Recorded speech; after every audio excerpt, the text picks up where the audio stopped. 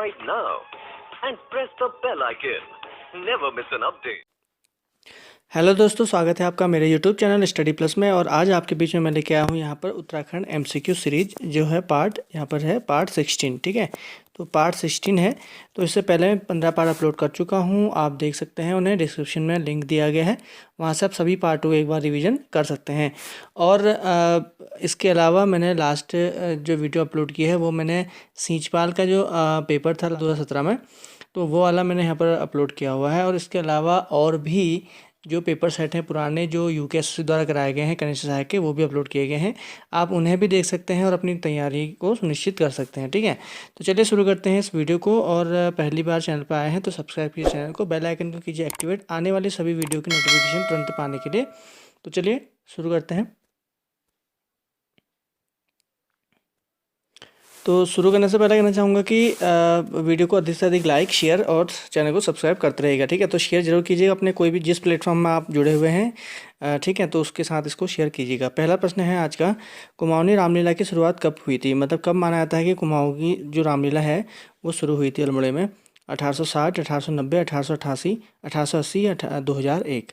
ठीक है, तो इसका सही आंसर जो हो जाएगा वो हो जाएगा पहला है सन 1860। ठीक है, चलिए अगला है, जंगल के दावेदार, ठीक है, का प्रकाशन किसने किया था? यह एक पत्र था, जंगल के दावेदार। तो पहला ऑप्शन है बीडी पांडे, दूसरा है पीसी तिवारी, तीसरा ऑप्शन है जीबी पंत और अगला है इनमें से कोई नहीं। तो जंगल के दावेदार नामक जो पत्रिका थी इसका प्रकाशन किया था, बी है पीसी तिवारी द्वारा। ठीक है, चलिए आगे देखते हैं। काशीपुर में रदरफोर्ड ने भांग की फैक्ट्री कब लगाई थी? काशीपुर में रदरफोर्ड ने भांग की फैक्ट्री कब लगाई थी? सन 1804, 1806, 1809 या 1814? तो यहाँ पर हम बात करें अगर भांग की फैक्ट्री के बारे में, तो भांग की फैक्ट्री के एक्चुअल में हुआ क्या था कि कहते हैं जब यहाँ पर गोरखाओं का राज था, तो उस समय जो रदरफोर्ड था वो क्या करता था, यहाँ पे कंपनी का आदमी था वो, ऑब्वियसली उस समय कंपनी का था। तो क्या चल रहा था कि वो यहाँ से गोरखाओं के बारे में और जनता के से कुछ जानकारी प्राप्त करता रहता था कि क्या स्थिति वहाँ पर है, गोरखाओं का अत्याचार कितना हो रहा है। तो ये एक कहानी थी। ठीक है, तो काशीपुर में जो रदरफोर्ड ने भांग की फैक्ट्री लगाई थी, तो इसका सही आंसर हो जाएगा वो थी आपका 809 ईस्वी में। ठीक है, तो यहाँ पर एक काशीपुर में लगाई हुई थी। ठीक है, उधम सिंह नगर आज इसको हम जानते हैं, उसका एक ज़िला है, सॉरी उसका एक नगर है। अगला है, वर्तमान में उत्तराखंड में निवासरत हरिजन वर्ग किस जनजाति के वंशज माने जाते हैं? तो वर्तमान में उत्तराखंड में निवासरत हरिजन वर्ग के जो जनजाति के वंशज हैं यह माने जाते हैं किस वर्ग के? तो ये खस वर्ग के माने जाते हैं। ठीक है, तो खस जो थे आपको पता है, कोल किरात और खसों के बारे में हमने पढ़ा था यहाँ पर। ठीक है, तो आप तो कोल किरात खस जो थे, ठीक है, तो इसमें से खस जनजाति को बाद में अंग्रेजों ने क्या कर दिया, हरिजन वर्ग में सम्मिलित कर दिया था। अगला है, 705 नैनीताल का प्रवेश द्वार किसे कहा जाता है? काठगोदाम, रुद्रपुर, जसपुर, इनमें से कोई नहीं। तो नैनीताल का प्रवेश द्वार जो कहा जाता है ये कहा जाता है रुद्रपुर को। ठीक है, नैनीताल जिले की बात हो रही है, तो नैनीताल जिले का जो प्रवेश द्वार माना जाता है वो रुद्रपुर को माना जाता है। अगला है 706, अशोक चल को किस अभिलेख में खस प्रदेश का नरेश बताया गया है? तो कौन सा उसका ऐसा अभिलेख है जिसमें उसको खस प्रदेश का नरेश बताया गया है? तो बाड़ाहाट लेक है, बोधगया लेक है, बालेश्वर लेक है, इनमें से कोई नहीं। तो इसका सही आंसर जो हो जाएगा वो हो जाएगा बी, बोधगया लेक। तो बोधगया जो उसका शिलालेख है एक, ठीक है, तो अशोक चल का बोधगया लेक, इसमें कहा गया है कि इसको खस देश का नरेश बताया गया है। तो खस देश को क्या माना जाता है? खस जो है उत्तराखंड की जनजाति थी, तो इसलिए ऐसा माना जाता है कि खस देश उस समय उत्तराखंड का नाम रहा होगा। अगला प्रश्न है 707, रक्षा देवी का देवालय कहाँ स्थित है? रक्षा देवी का देवालय कहाँ? चमोली, चंपावत, बागेश्वर, इनमें से कोई नहीं। तो इसका सही आंसर हो जाएगा बी, चंपावत। ठीक है, तो रक्षा देवी का जो देवालय है वो कहाँ है? चंपावत में स्थित है। चलिए अब यहाँ पर बात करते हैं 708 प्रश्न की, और यहाँ पर जो कुछ प्रश्न अब आने वाले हैं ये आने वाले हैं जनगणना से संबंधित, यानी कि 2011 की उत्तराखंड की जो जनगणना आंकड़े हैं उनसे संबंधित जो प्रश्न है। और अगर आपको कोई प्रश्न में डाउट हो तो आप कमेंट करके बता सकते हैं, कोई प्रश्न आपको गलत लगे तो सारा जो डाटा है लगभग जो है वो परीक्षा वाणी से लिया गया है। तो आप देखिए, और अगर आपने परीक्षा वाणी अच्छे से पढ़ी है तो आपके प्रश्न सारे सही होने चाहिए। यहाँ से प्रश्न जरूर एक ना एक हमेशा पेपर में आता ही आता है। तो देखिए चलिए, दशकीय वृद्धि दर में राज्य का देश में स्थान कैसा है? तो दशकीय वृद्धि दर में राज्य का देश में स्थान कौन सा है? 13वां है, 18वां है, 20वां है या 25वां है? ठीक है, तो इसका सही आंसर जो हो जाएगा वो हो जाएगा बी, 18वां। ठीक है, तो दशकीय वृद्धि दर में राज्य जो देश में स्थान कौन सा है इसका? वो है 18 का 108वें का बी। ठीक है, 18वां स्थान है। अगला है 709, जनघनत्व में देश के सभी राज्यों में उत्तराखंड का स्थान क्या है? 18वां, 19वां, 25वां, 27वां। तो जनघनत्व में, ठीक है, जनघनत्व की बात हो रही है, उसके अकॉर्डिंग तो कौन सा है? तो 709, इसका सही आंसर होगा 25वां। यह यूकेएसएससी पूछा जो है, मतलब यूकेएसएससी में पूछा जा चुका है 1-2 बार। ठीक है, अगला है राज्य का शिशु लिंगानुपात कितना है? जो हमारा उत्तराखंड का शिशु लिंगानुपात है वो क्या है? 976, ठीक है, 967 है, 890 है, 963 है, या इनमें से कोई नहीं है। तो इसका सही आंसर जो हो जाएगा 710 का वो हो जाएगा बी, 890। ठीक है, कितना है? 890। अगला है 711 प्रश्न, महिला साक्षरता में राज्य का देश में कौन सा स्थान है? महिला साक्षरता में राज्य का, उत्तराखंड का राज्य का देश में कौन सा स्थान है? 20वां, 13वां, 17वां या 25वां? तो इसका सही आंसर क्या हो जाएगा? 711 का वो हो जाएगा ए, 20वां स्थान है महिला साक्षरता में। ठीक है, महिला साक्षरता की बात हो रही है। अगला है 712, औसत साक्षरता में देश में राज्य का स्थान। अब पूरे औसत साक्षरता की बात हो रही है, और उसमें अगर हम बात करें, अभी तो हमने महिला साक्षरता की बात की थी सिर्फ, अब हम बात करेंगे औसत साक्षरता में। ठीक है, तो उसका ऑप्शन है 19वां, 13वां, 18वां या 17वां। तो इसका सही आंसर क्या हो जाएगा? 712 का सही आंसर हो जाएगा डी, 17वां स्थान है। ठीक है, अगला है 713, राज्य में महिला साक्षरता कितनी प्रतिशत है? महिलाओं की साक्षरता प्रतिशत कितनी है राज्य में? यहाँ से प्रश्न बहुत बार पूछा गया है ये वाला। ठीक है, पहला है 59.6%, 78.82%, 70.00% और 70.9%। तो उसका सही आंसर क्या होगा? तो उसका सही आंसर हो जाएगा सी, 70.0%। ठीक है, अगला है 714वां प्रश्न, सबसे कम महिला साक्षरता वाला जिला कौन सा है? हरिद्वार, उधम सिंह नगर, उत्तरकाशी या बागेश्वर? सबसे कम महिला साक्षरता वाला जो जिला है वो कौन सा है? वो है उत्तरकाशी। ठीक है, तो कौन सा जिला है? वो उत्तरकाशी, और सर्वाधिक जो है वो देहरादून है। ठीक है, अगला है 715, 2001 व 11 के दौरान राज्य में जनसंख्या वृद्धि दर कितनी रही? जो राज्य की दशकीय वृद्धि दर रही है, मैंने 2001 से 2011 तक, वो कितनी रही?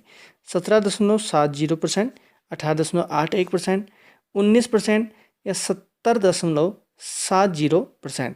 तो उसका सही आंसर 715 का वो हो जाएगा बी, 18, यानी कि 18.81%। ठीक है, 18.81% हमारी जो दशकीय वृद्धि दर रही है 2001 से 2011 के बीच में। अब बात करते हैं अगला प्रश्न 716, सबसे कम जनसंख्या वाला जिला है। सबसे कम जनसंख्या वाला जिला, अगर उत्तराखंड के 13 जिलों में सबसे कम जनसंख्या किस जिले में स्थित है? चंपावत में है, बागेश्वर में है, रुद्रप्रयाग में है या चमोली में है? ठीक है, तो इसका सही आंसर जो है 716 का वो हो जाएगा सी, रुद्रप्रयाग। तो रुद्रप्रयाग जो है सबसे कम जनसंख्या वाला जिला है। अगला है राज्य की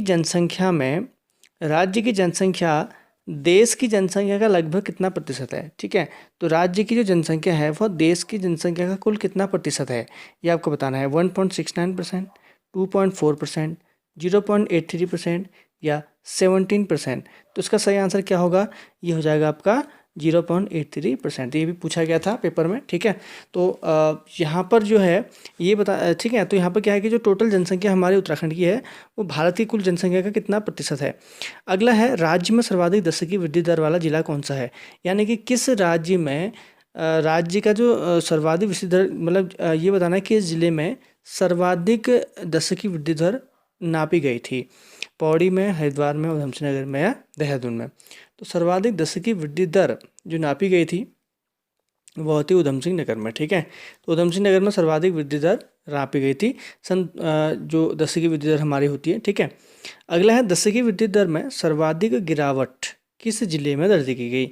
यानी कि किस जिले की जो जनसंख्या थी वो बढ़ी ही नहीं, मतलब उसमें दशकीय वृद्धि दर में सर्वाधिक गिरावट की गई है। ठीक है, पिछले 10 साल से इस 10 साल के बीच में। ठीक है, जैसे कि हमारे 2001 से हमने जनसंख्या 2011 तक है ना, तो वैसी उससे पहले बड़ी थी और इस बार घट गई, तो वह कौन सा है? ठीक है, तो सर्वाधिक पौड़ी में, उधम सिंह नगर में, टिहरी में, अल्मोड़ा में। ठीक है, तो इसका सही आंसर जो हो जाएगा वो हो जाएगा सी, टिहरी में। तो टिहरी में सर्वाधिक गिरावट दर्ज की गई है, किसमें? 10 की वृद्धि दर में।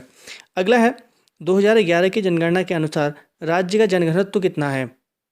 ठीक है, 2011 की जनगणना के अनुसार राज्य का जनघनत्व कितना है? 159, 382, 179, 189। ठीक है, तो कितना है? 2011 की जनगणना के अनुसार जो राज्य का जनघनत्व है वह है 189। ठीक है, 189 टोटल इसका जनघनत्व है। अगला है लिंगानुपात के मामले में राज्य का देश में कौन सा स्थान है? यानी कि भारत में जो उत्तराखंड का लिंगानुपात है, तो वह भारत के लिंगानुपात के हिसाब से वह किस राज्य में कौन से क्रम में है? तो ठीक है, 18वां है, 21वां है, 13वां है या 25वां है? तो लिंगानुपात के मामले में जो उत्तराखंड है वह 13वें स्थान पर है। ठीक है, किस स्थान पर है? 13वें स्थान पर है। अगला है किस जिले में सर्वाधिक गिरावट, यानी कि लिंगानुपात की बात हो रही है। ठीक है, लिंगानुपात में सर्वाधिक गिरावट दर्ज की गई थी। किस जिले में सर्वाधिक गिरावट जो लिंगानुपात में दर्ज की गई थी? उत्तरकाशी, चमोली, चंपावत या रुद्रप्रयाग में। तो 722, तो 722 का है सी। तो चंपावत में सर्वाधिक जो है लिंगानुपात में गिरावट दर्ज की गई थी। अगला है 723, 2011 के अनुसार राज्य की औसत साक्षरता दर कितनी है? 2011 के अनुसार राज्य की औसत साक्षरता दर कितनी है? 17 यानी कि 70.70%, 78.80%, 78.82% या इनमें से कोई नहीं। तो इसका सही आंसर जो हो जाएगा वो हो जाएगा सी, 78.82% जो है वो हो राज्य की औसत साक्षरता दर है। अगला है 725वां प्रश्न, 724वां प्रश्न, राज्य में सबसे कम साक्षरता वाला जिला कौन सा है? अब सबसे कम साक्षरता वाला जिले की बात है, नैनीताल, चंपावत, उत्तरकाशी, उधम सिंह नगर। सबसे कम साक्षरता जिला जो है, सबसे कम साक्षरता वाला जिला जो है वह कौन सा है? वो है उधम सिंह नगर। ठीक है, तो कौन सा है? उधम सिंह नगर जिला जो है वो 2011 की जनगणना के अनुसार सबसे कम साक्षरता वाला है। अगला है राज्य में ग्रामीण साक्षरता प्रतिशत कितना है? तो राज्य में ग्रामीण साक्षरता प्रतिशत कितना है? जो गाँव में जो साक्षरता है उसका प्रतिशत कितना है? यहाँ पर 72.82%, 70.70%, 76.31% या 84.45%। ठीक है, तो कितना यहाँ पर है ग्रामीण साक्षरता का प्रतिशत? तो इसका सही आंसर हो जाएगा सी, यानी कि 76.31% जो है वह ग्रामीण साक्षरता प्रतिशत जिले का, राज्य का है। अगला है देश के सभी राज्यों में उत्तराखंड का नगरीकरण में कौन सा स्थान है? बहुत इंपॉर्टेंट प्रश्न है, 726वां प्रश्न है। तो 726वां प्रश्न है कि देश में सभी राज्यों में उत्तराखंड का नगरीकरण में। ठीक है, आपको पता है कि राज्य में नगरीकरण जो है उसमें वो जो है भारत के मतलब राज्य में कौन से नंबर पर है? 25वां, 18वां, 20वां या 30वां? ठीक है, तो जो उत्तराखंड की स्थिति है देश में अभी, तो वो है 20वां स्थान। ठीक है, कौन सा स्थान है? 20वां स्थान है उत्तराखंड का नगरीकरण में। अगला है सर्वाधिक ग्रामीण जनसंख्या प्रतिशत वाला जिला, जो जिले में कौन सा है? सर्वाधिक ग्रामीण जनसंख्या प्रतिशत। ठीक है, तो सर्वाधिक ग्रामीण जनसंख्या प्रतिशत कौन से जिले में है? ठीक है, रुद्रप्रयाग, चंपावत, बागेश्वर या हरिद्वार। तो इसका सही आंसर हो जाएगा बागेश्वर। तो बागेश्वर में सर्वाधिक क्या है? जनसंख्या प्रतिशत है। ठीक है, वो भी ग्रामीण वाली। ठीक है, तो ग्रामीण जनसंख्या प्रतिशत कहाँ है? सर्वाधिक बागेश्वर में स्थित है। चलिए आगे बढ़ते हैं अगले प्रश्न पर। अगला प्रश्न है 729, अनुसूचित जाति यानी कि एससी जनसंख्या सर्वाधिक किस जिले में है? यानी कि जो एससी जनसंख्या है उसका सर्वाधिक प्रतिशत किस जिले में निवासरत है? चंपावत, हरिद्वार, बागेश्वर, उधम सिंह नगर। तो इसका सही आंसर जो हो जाएगा बागेश्वर। तो बागेश्वर में क्या है? सर्वाधिक प्रतिशत है किसका? एससी जनसंख्या का। अगला है 730, अनुसूचित जनजाति यानी कि एसटी जनसंख्या प्रतिशत सर्वाधिक किस जिले में है? उधम सिंह नगर, रुद्रप्रयाग, टिहरी या चंपावत। तो इसका सही आंसर क्या हो जाएगा? इसका सही आंसर हो जाएगा ए। ठीक है, तो जो उधम सिंह नगर है उसमें सर्वाधिक एसटी, ठीक है, अनुसूचित जनजाति का प्रतिशत है। ठीक है, और एससी का सर्वाधिक प्रतिशत बागेश्वर में है। याद करना, बहुत बार प्रश्न पूछा जाता है। अगला है 731, अनुसूचित जनजाति यानी कि एसटी हेतु आरक्षित सीट कहाँ पर है, ठीक है, इनमें से चक्राता, नानकमत्ता, दोनों या इनमें से कोई नहीं। तो इसका सही आंसर जो हो जाएगा सी। तो एक सीट चक्राता में और एक नानकमत्ता में रिजर्व है एसटी जनजाति यानी कि जो अनुसूचित जनजाति है उनके लिए, ठीक है। अगला है रंग बिरंगे जूते जिन्हें हम आल कहते हैं कौन सी जनजाति पहनती है, भोटिया, राजी, राठी या जौनसारी। तो रंग बिरंगे जो जूते होते हैं ऊन के बने हुए उनको आल कहते हैं। तो यह जो है जौनसारी जनजाति के जूते हैं, ठीक है, जौनसारी जनजाति द्वारा पहने जाते हैं। अगला प्रश्न है 733, जौनसार बावर क्षेत्र में प्रचलित शब्द गनियात, ठीक है, क्या है। जो गनियात है वो क्या है, पकवान है, नृत्य है, मेला है या तीर्थ है। तो जौनसार बाबर में क्षेत्र में प्रचलित जो शब्द गनियात है उसका मतलब होता है मेला, ठीक है। जो बड़े मेले वहाँ पर लगते हैं जैसे हनोल आपका वहाँ पर लगता है चक्राता में, ठीक है। महासु देवता का जो बहुत से वहाँ पर जो मेले लगते हैं छोटे बड़े, और उन सभी को मिलकर गनियात मेले कह देते हैं, ठीक है। अगला है 734, चाला। चाला नामक वैवाहिक रस्म किस जनजाति में पाई जाती है, थारू में, जौनसारी में, भोटिया में या राजी में, ठीक है। तो इसका सही आंसर जो हो जाएगा 734 का वो है थारू। थारू में यह एक विवाह की रस्म है जिसमें क्या होता है कि शादी के बाद दुल्हन अपने घर रहती है और बाद में उसके सगे संबंधियों द्वारा उसको दूल्हे के घर पहुंचाया जाता है, इसको चाला कहते हैं, ठीक है। अगला है नगराई, राकत, बड़ा बाबा नामक देवी देवता किस जनजाति से संबंधित हैं, ठीक है। तो किस जनजाति के हो देवता हैं, जौनसारी के हैं, राठी जाति के हैं, थारू के हैं या बोक्सा के हैं, ठीक है। तो इसका सही आंसर हो जाएगा 735 का सी। तो थारू जनजाति के ये हैं नगराई, राकत और बड़ा बाबा। अगला है ज्या नामक पेय पदार्थ किस जनजाति का पेय पदार्थ है। तो ज्या नामक पेय पदार्थ जो है यह जौनसारी का, भोटिया का, राजी का, राठी का। तो इसका सही आंसर हो जाएगा 736 का, जो भोटिया जनजाति का एक पेय पदार्थ है जो सौका जनजाति द्वारा यूज किया जाता है। राज्य में पंजीकृत वाहनों हेतु यूके सीरीज यानी कि उत्तराखंड सीरीज कब शुरू की गई थी, ठीक है। 1 नवंबर 2000 से, 1 नवंबर 2001, 1 नवंबर 2007 या इनमें से कोई नहीं। तो इसका सही आंसर हो जाएगा सी, ठीक है। आपको पता है कि यूएसए यानी कि उत्तराखंड जब ये इसका नाम रखा गया था जनवरी 2007 में रखा गया, उसके बाद 1 नवंबर 2007 से यहाँ के लिए यूके सीरीज के वाहनों के लिए यूके सीरीज के नंबर चालू किए गए थे। अगला प्रश्न है राज्य आय की सबसे बड़ी कर मद क्या है, यानी कि राज्य की आय की सबसे बड़ी कर मद अभी क्या है, ठीक है। जीएसटी यानी कि बिक्री कर है, स्टाम्प शुल्क है, आबकारी है या खनन है। तो इसका सही आंसर हो जाएगा ए। जो अभी आय मद कर मद जो है, कर मद की जो सबसे बड़ी अभी जो आय का स्रोत है वो जीएसटी यानी कि बिक्री कर है, ठीक है, याद रखना। अगला है राज्य के कितने जिलों की साक्षरता राष्ट्रीय साक्षरता औसत से अधिक है। राज्य के कितने जिलों की साक्षरता जो है वो राष्ट्रीय साक्षरता औसत से अधिक है, 9 जिले, 10 जिले, 13 जिले या इनमें से कोई नहीं। तो इसका सही आंसर हो जाएगा सी।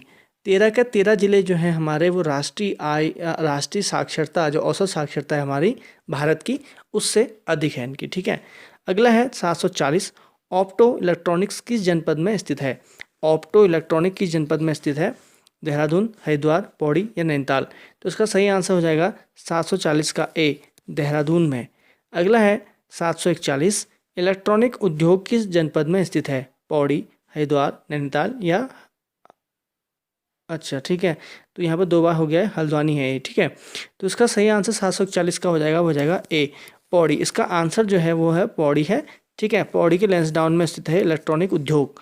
अगला है मैग्नेसाइट कारखाना कहाँ स्थित है, राज्य में, झिरोला, चंडाक, इनमें दोनों में या इनमें से किसी में भी नहीं। तो इसका सही आंसर हो जाएगा सी, दोनों में। तो चंडाक है पिथौरागढ़ और झिरोला दोनों में मैग्नेसाइट कारखाना स्थित है।